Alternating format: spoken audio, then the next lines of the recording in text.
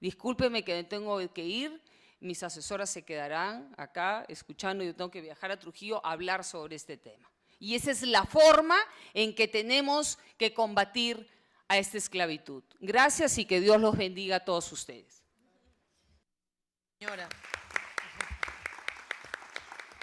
Muchas gracias, Carla. Yo quería poner en su conocimiento, antes de entrar ya al tema formal, que este proyecto, este dictamen fue aprobado por unanimidad en el Pleno.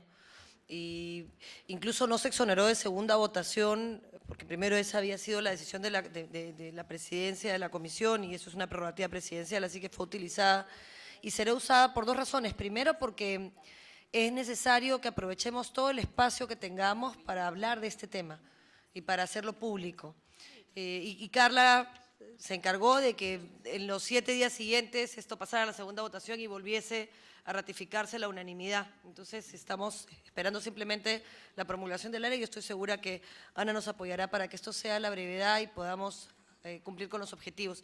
Yo quería, antes de entrar ya a lo que propiamente va a ser el trabajo del día de hoy, pedirle a mi paisana, por eso es que siendo ella mi paisana, el Natalie, me cuesta tanto, que nos cuente el trabajo que se hizo. Acá se han hecho dos cosas importantes en el tema de trata que hoy quería resaltar. Lo primero fue el informe de Natalie. Siendo ella tacneña, ve el problema de la trata focalizado en una zona de frontera y lo ha enfrentado directamente en la Comisión de la Mujer que preside la doctora, en su momento, Lucha Cuculiza. Se hizo un grupo de trabajo para este tema y Natalie lo presidió y de hecho hizo una excelente investigación. Entonces le hemos pedido, nos hemos sumado Carla, Natalie, y yo, y en este caso, por supuesto, Ana, en su condición de ministra, pero también como congresista, provenientes de distintas bancadas en un tema que tiene que unirnos a todos. Así que eso era un poco el mensaje que queríamos dar desde esta mesa, que esto está muy por encima y va mucho más allá que nuestras diferencias ideológicas, que en realidad no cambian la historia de estos niños. Entonces, antes de dejarla y ya abrir el debate, quería solamente, aprovechando que ustedes conocen este tema y no les voy a contar nada nuevo, ni les voy a dar información que no saben, pero sí aprovechar que se puede escuchar a través de los canales del Congreso y que hay quien tiene que enterarse, y esto lo tenemos que decir y gritar una y otra vez. Está pasando todos los días y nadie lo identifica. Todos los días, desde que sales de tu casa hasta que llegas al trabajo, hay manifestaciones evidentes de que hay trata de personas y nadie dice nada, y a nadie le importa y nadie se entera. O sea, todavía confunden el tema con trata de blancas. Ya cuando yo lo escucho, los pelos se me paran de la indignación y digo, no sabía que encima en eso también hay discriminación. O sea, es la única forma de discriminación que podría aceptar en todo caso. Pero lamentablemente esa es la realidad. No se tiene idea, no se tiene noción de lo que esto implica. Los operadores judiciales terminan sancionando por tipos penales que no lo son, termina acudiéndose al Ministerio de Trabajo por condiciones laborales, cuando eso es explotación y cuando supone muchísimo más que un trato individualizado. Y eso no podemos aceptarlo, y eso hay que decirlo. Por eso es que estamos en esta mesa. Y por eso es que no se ha hecho solo un foro, lo pensamos mucho con mi paisano y con Carla. ¿Qué cosa hacemos? Vamos a un hotel y entonces no, porque la gente confunde eso con prostitución, con proxenetas, que sí hay también de eso. Entonces, ¿qué hacemos? Vamos y recogemos por las calles a todos estos niños y demostramos cómo son obligados a la mendicidad para poder comer. No, pero es que eso se confunde con el explotador del tío y con obligaciones de padres o de familia. Bueno, entonces, ¿qué hacemos? Vamos a un centro laboral a donde hay personas que están trabajando 17 horas o 18 horas o 19 horas en condiciones infrahumanas. No, porque eso se confunde con derechos laborales. Entonces dijimos, no, vamos a sentarnos con los que saben, con los que pelean, con los que están en el campo, con los que conocen todos los problemas que hay, con el representante del Ministerio de Justicia, pero además viceministro de Derechos Humanos, con la ministra, con el Ministerio del Interior, con el Poder Judicial, con los diferentes estamentos del Estado que pueden cambiar esta realidad y, por supuesto, con los expertos que conocen los casos, que los individualizan, que conocen el drama, que le han puesto rostro y que quieren cambiar esa realidad. Yo quiero hablar de esperanza, como podría hablar de Gabriela o de Miguel o de Isabel, que son niños que podrían no llegar a ser jóvenes y no llegar a ningún lugar si es que nosotros no hacemos algo. Y estos podrían ser una familia yacuchana que llega a Lima desplazada y que ni siquiera se da cuenta que está desplazada. Mataron a todo el mundo, mataron sus animales y terminó en el Cerro Defensores de la Familia en San Juan de Miraflores o en el Cerro La Milla o en cualquier lugar en Lima tratando de que no los maten. Y entonces de pronto la patrona generosa le dio trabajo a la señora y la hace trabajar de día y de noche porque a las 12 de la noche tiene ganas de tomar agua, no se puede parar a servirse, sino que alguien tiene que ir a atenderla. Y entonces los tíos crían a Esperanza y a Gabriela, y Esperanza y Gabriela salen en las noches a pedir limosna para poder comer, mientras sus hermanitos trabajan lavando botellas, y nosotros no hacemos absolutamente nada. Lo más que hacemos es cerrar la ventana porque una de esas es un ladrón.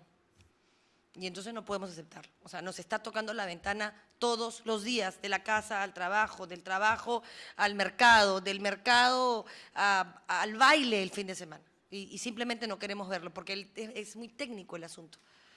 Entonces hay que decir las cosas como son. Y yo creo que si vamos a dedicarle un día al año a decir las cosas como son, entonces hay que decirlo bien fuerte y bien claro, para que la gente no se pueda seguir tapando los ojos ante la realidad y no asuma corresponsabilidad. Porque acá todos somos responsables del futuro de Gabriela, del futuro de Esperanza, del futuro de Isabel y del futuro de Miguel, que pueden ser los próximos presidentes del Perú. Y si su historia va a cambiar porque cada uno de nosotros haga su parte. Así que gracias por estar acá, gracias a mi paisana y a Natalie por comprometerse con Tacna, no a través de políticas efectistas, que al final, no, a través de sus niños, a través de sus mujeres que están siendo explotadas y que están siendo maltratadas, y a Ana por darse el tiempo en medio de toda su agenda complicada para venir a comprometerse y a hacer ese cambio que te puede permitir el poder. Si algo de bueno tiene el poder, porque todo lo demás es malo, es la posibilidad de cambiar estructuras. Porque lo que hacen ustedes es maravilloso, pero frustra. Quien tiene un poco de poder puede cambiar estructura, y si utiliza ese poder para cambiar esa estructura vale la pena. Que esa es la fórmula del servicio que tiene sentido. Así que la idea de hoy es esa. Natalie va a presentar este informe y hará los comentarios que ella considere, y a partir de eso quedamos en libertad de exponer nuestras limitaciones, nuestras dificultades. La idea es que podamos hablar un poco todos, así que yo después de esto me callo y tomo nota, pero la idea es esa, intervenir sin mucho protocolo, en la idea de establecer las preocupaciones, los canales. Si los canales son legislativos, aquí estamos, Natalie, Carla y yo, cuenten con eso, y por supuesto Ana. Si los canales vienen por el Ministerio del Interior, yo estoy segura que Norma hará lo propio. Si los canales necesitan una actuación especial del Poder Judicial, estoy segura que el doctor Ishi nos ayudará para que eso sea así, y cada uno hará su parte, y entonces podremos el próximo año volver a sentarnos en esta mesa, no a ver qué no hice el otro, porque eso es bien fácil, sino a ver qué hicimos nosotros. Así que muchas gracias y los dejo con Natalie, con Dori. Muchísimas gracias, colega Marisol Perestello y paisana, presidenta de la Comisión de Justicia, y nuevamente saludar y felicitar por la presencia de la ministra de la Mujer y Poblaciones Vulnerables, Ana Jara, ¿no? Muchísimas gracias a la presencia de cada uno de ustedes, que son los principales actores y protagonistas para tratar de hacerle frente a este delito que en realidad, valgan verdades, todavía es un delito invisible. Y esto lo digo a razón de que todavía la población no toma conciencia sobre la grave repercusión que está ocasionando no solamente sobre la denigración de los valores en la sociedad peruana, sino sobre un daño económico también que le hace al país y un daño moral. Entonces, yo les agradezco, y a la vez quisiera, antes de iniciar mi exposición, expresarles públicamente que puedo sentir un poco de culpa, y quizá muchos peruanos también, que no tienen la posibilidad de acceder a información en lo que consiste este delito. Yo hasta antes de ser congresista no notaba una diferencia en lo que era la prostitución, el proxenetismo y la trata de personas. Y tiene razón Marisol cuando manifiesta de que todavía se habla de trata de blancas. Y es indignante que a estas alturas hasta en el delito haya discriminación. Trata de blancas se hablaba en los siglos antiguos porque lamentablemente eran las personas de color blanco las que eran las más requeridas, pero ahora no hay discriminación, no hay distinción de sexo, de raza, de religión, de edades, no hay distinción.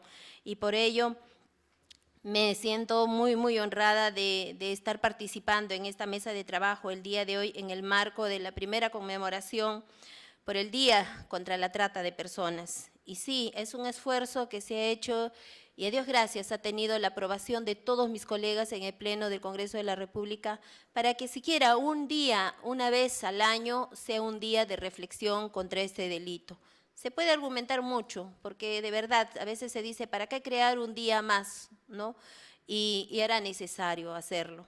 Y ante ello, pues lo que nos queda dentro del ámbito de nuestras funciones es continuar trabajando para superar algunas deficiencias que tenemos. ¿Estamos a tiempo? Yo creo que sí, comparativamente en la región sur, en la región latinoamericana y en comparación con el continente europeo, estamos a tiempo y esto no tiene por qué derrotarnos, no tiene por qué desanimarnos y todos aquí, los que están presentes, debemos de seguir con ese trabajo coordinado para superar estas deficiencias. La trata de personas no tiene límites, no hay límites geográficos, menos aún, cruza fronteras, cruza regiones y es necesario hacer pues toda una modificación. Y aquí dentro del Congreso de la República, a ver si pudieran ampliarme la diapositiva para que todos pudieran observar, y aquí en el Congreso de la República desde el año pasado instauramos dentro de la Comisión de la Mujer y Familia el Grupo contra la Trata de Personas, grupo el cual he tenido el honor de presidirlo y que me ha permitido hacer un fuerte trabajo dentro de mis funciones. La trata de personas, que es un delito de alta complejidad, que atenta contra la dignidad, la integridad personal, la libertad y, como lo hemos dicho, también con la libertad de tránsito. Y sería de más hablar lo que ya han hablado mis colegas, ¿no? Y las víctimas pueden ser todos. Lo peor de todo es que las víctimas son consideradas como mercancías, es decir, un ser humano explotando a otro ser humano. Y en esto también podemos observar cómo el tratante es el que de alguna manera es el que ocupa el lado de la demanda, mientras por otro lado, lamentablemente, existe una oferta. Es decir, existe un cliente que requiere a seres humanos para explotarlos en diferentes ámbitos, ya sea en la explotación, continuamos, ya sea en la explotación laboral, sexual, que es la que más alta incidencia tiene, en la explotación o en la venta de niños o también en la explotación laboral, en los calles, puentes, paraderos, esto en razón a la mendicidad. Pero también yo aquí quisiera sumarle un nuevo tipo de trata de personas y que es mucho más grave y que lo hemos visto últimamente de manera recurrente y que deberíamos acogerla en el Código Penal, el reclutamiento forzado por grupos armados. Y esto sí debe llamarnos poderosamente la atención, no solamente por grupos armados que están ligados a grupos terroristas, sino también a grupos narcoterroristas y también a bandas criminales organizadas. Hemos visto el caso de este joven Gringallo, que ha sido captado no desde joven, sino desde niño, y lamentablemente distorsionando su vida, distorsionando su forma de actuar y orientándolo a un camino que no debería ser y malogrando su vida, ¿no? Y muchos casos más que hemos visto. Y aquí yo aprovecho la ocasión en felicitar públicamente a la ministra de la Mujer en ser parte directamente de rescatar a estos niños y mujeres captadas por grupos terroristas. Señores, esto también es trata de personas, captados de manera engañosa, con ideologías que van lavándoles el cerebro y que de manera involuntaria los tienen recluidos. ¿Cómo pueden decidir estos niños lo que pueden querer a futuro? ¿Y por qué camino tomar? ¿Qué opción política optar si desde pequeños los van induciendo de manera engañosa y forzosa sobre todo? Y en el caso de las mujeres, usándolas como herramientas de fertilidad para seguir procreando y así seguir fortaleciendo sus huestes. Esto es inaceptable y hecho en lo cual todos debemos ahora ponernos a trabajar. También tenemos este es el marco normativo en el cual nos hemos basado y hemos trabajado. Ya conocen todos que existe un protocolo de Palermo, es decir, una norma internacional en la que el Perú también está suscrita. Ya tenemos la ley contra la trata de personas, la ley 28950, un plan nacional de acción contra la trata de personas que este gobierno es el que lo ha aprobado. Y y enseguida mostraremos los objetivos del Grupo de Trabajo contra la Trata de Personas, este grupo de trabajo que se inició en la legislatura en el periodo anterior y que hicimos algunas acciones de sensibilización, sobre todo en las audiencias descentralizadas que tuvimos. Especialmente tomamos regiones con la más alta incidencia en delitos de trata de personas. Por otro lado, también se recopiló información de los sectores e instituciones públicas sobre la asignación de presupuestos institucionales. También se identificaron algunas limitaciones que enfrenta el accionar del sector público. Hay algunas acciones que realizamos como grupo de trabajo en la región Tacna. Si puedes retroceder, por favor. En el año pasado, en el mes de noviembre, y es aquí donde yo quisiera involucrar a todos los actores, si es que yo no hacía esto, si yo no participaba de este evento, jamás en la vida me hubiera sacado la venda de los ojos y jamás en la vida hubiera sabido de lo que está detrás y que el común de la población no puede acceder a ver. El año pasado, a Dios gracias, y a la organización de la Junta de Fiscales de mi región y con la colaboración de la Policía Nacional, participé de un operativo de manera directa en prevención del delito de trata de personas. Y es que lamentablemente, como Tacna está ubicada en una zona de frontera, no es ajena a este delito. Y es así que pudimos intervenir un local nocturno, o varios locales nocturnos, pero en uno de ellos pudimos observar la forma como operan los tratantes. Utilizan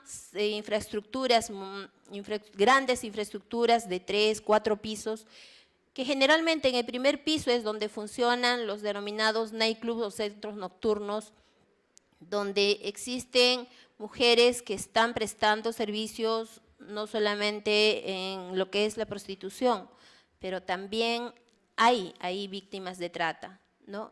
Y aquí me voy, apenas ingresamos a este lugar, pudimos observar una numerosa cantidad de señoritas y mujeres adultas, la mayoría de ellas madres solteras, y de la mayoría no tenía el DNI a la mano, algunas tenían carnet sanitario, existía una extranjera proveniente de República Dominicana que estaba en situación ilegal. Luego, tras una intensa búsqueda, porque apenas ingresamos, pudimos observar que la infraestructura estaba bien habilitada con diferentes pasajes que servían de escondites, pero además múltiples escapes de escaleras hacia los pisos superiores. Y en cada piso pudimos observar que existían rejas. Es decir, los tratantes habilitan estas infraestructuras como especies de cárceles, las privan de su libertad. Cada una de ellas tiene que pagar por las habitaciones que ocupa, por la alimentación que allí recibe, están totalmente incomunicadas, por eso se dice que pierden su libertad. Y yo agradezco que se me haya presentado la oportunidad de participar en este operativo, porque no fue nada fácil. Terminamos como esto de las 4 de la mañana, tras ser persistentes pudimos descubrir en una habitación muy bien auscultada a 2 menores de edad, una menor de 16 años y una menor de 5 años.